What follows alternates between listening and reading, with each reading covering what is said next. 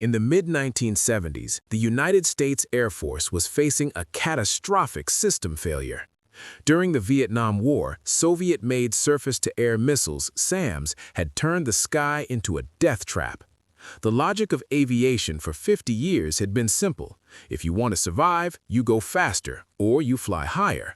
But the Soviets had glitched that logic. Their radar systems were now faster than any jet and higher than any pilot. The physics of flight were losing to the physics of detection. The Americans didn't need a better plane. They needed to delete the plane from the enemy screen entirely. They needed a stealth glitch. The story of the F-117 doesn't begin in a hangar or a wind tunnel. It begins in a dusty library in Moscow. In 1962, a Soviet physicist named Pyotr Ufimtsev published a technical paper titled Method of Edge Waves in the Physical Theory of Diffraction. In a massive strategic glitch for the Soviet Union, his superiors thought the paper was practically useless. They saw it as pure math with no military value. They allowed it to be translated and published globally. Little did they know, they had just handed the West the source code for invisibility. Enter Lockheed's Skunk Works, a secret lab of industrial alchemists led by Ben Rich. They found Ufimtsev's paper and realized something revolutionary. The math proved that radar waves don't care about the size of an object, they care about the edges and the angles. If you could design a plane made entirely of flat surfaces, facets, you could redirect radar energy away from the source like a mirror reflecting a flashlight at an angle. But there was a hardware glitch. The computers of the 1970s weren't powerful enough to calculate the radar reflections of a curved surface. To make the math work, the engineers had to simplify the design.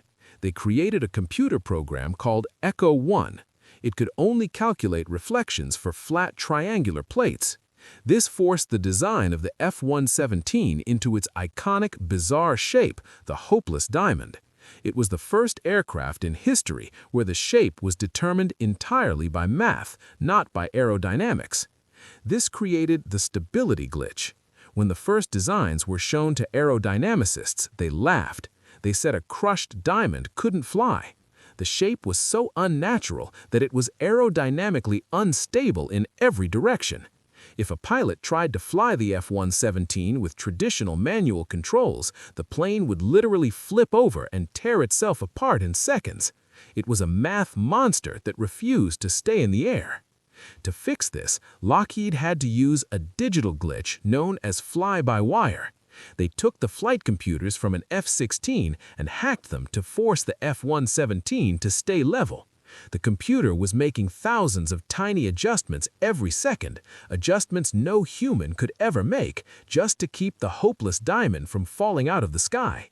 The F-117 wasn't flying, it was a computer program forcing a rock to stay airborne. When the first prototype, codenamed Have Blue, was finally ready for testing in the Nevada desert, the results were a system shock. The radar operators at Area 51 thought their equipment was broken. They were looking at a jet flying directly toward them, but on their screens it appeared no larger than a steel marble, and sometimes it disappeared entirely. The math had worked. The F-117 had successfully glitched the most advanced radar systems on Earth. It was an invisible ghost made of math and mystery.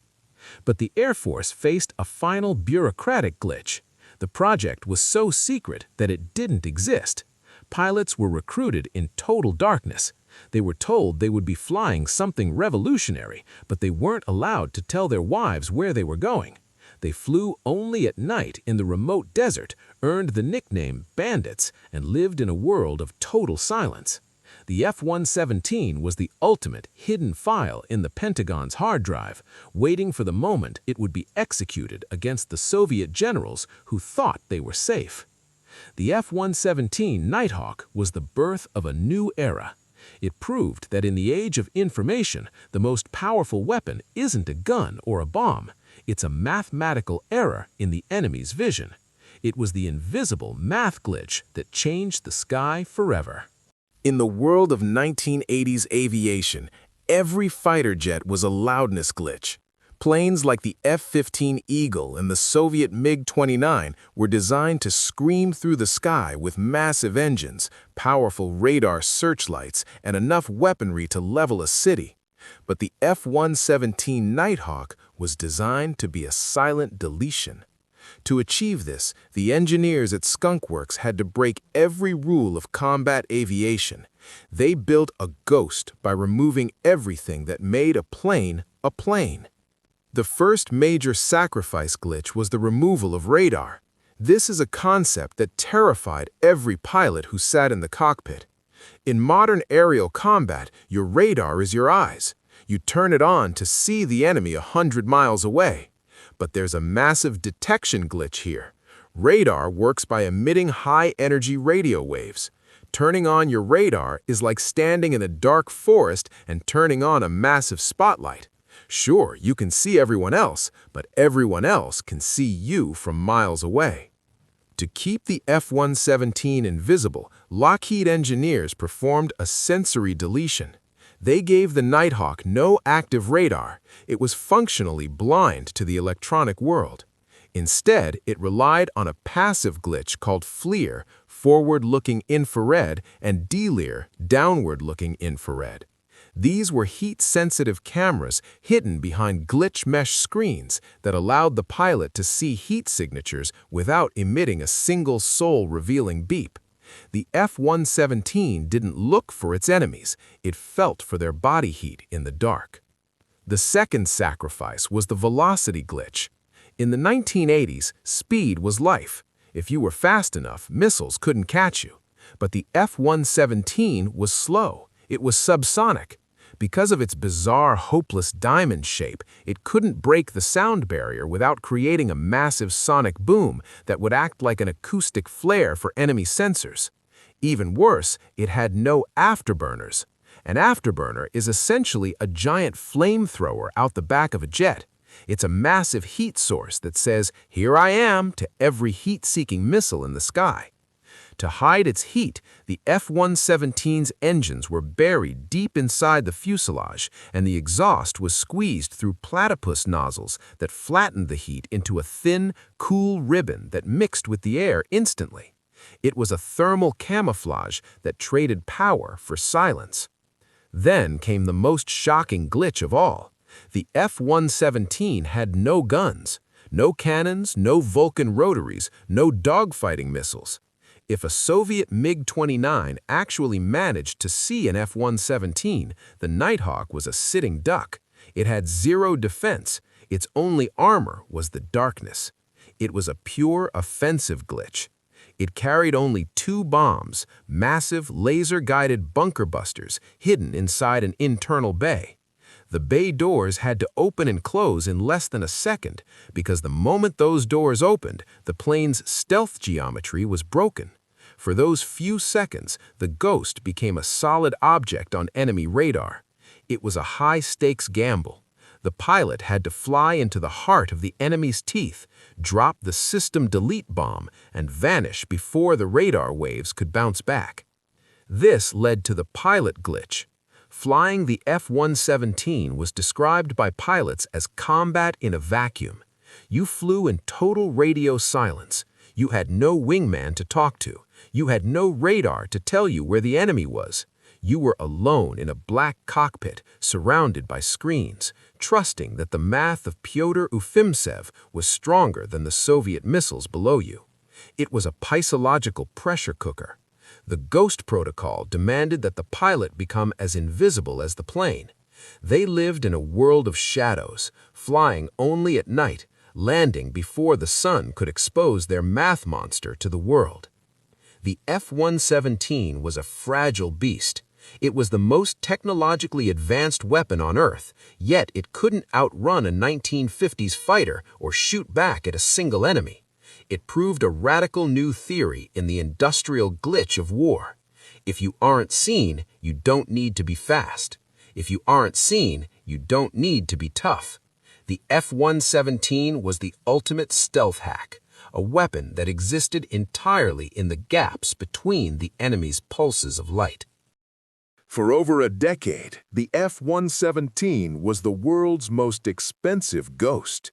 It was a hidden file in the Pentagon's hard drive that had never been truly tested. But in 1991, the Ghost Protocol faced its ultimate trial, Operation Desert Storm. Baghdad was, at the time, the most heavily defended city on the planet. It was protected by a lead avalanche of over 3,000 anti-aircraft guns and hundreds of Soviet-made surface-to-air missile batteries. It was a security glitch that no conventional plane could bypass. The U.S. Air Force estimated that if they sent standard fighters into Baghdad, the losses would be a system crash, hundreds of pilots dead in the first hour. They needed to execute the stealth hack. On the night of January 17, 1991, the world watched live on CNN as the sky over Baghdad exploded into a storm of green tracers and fire.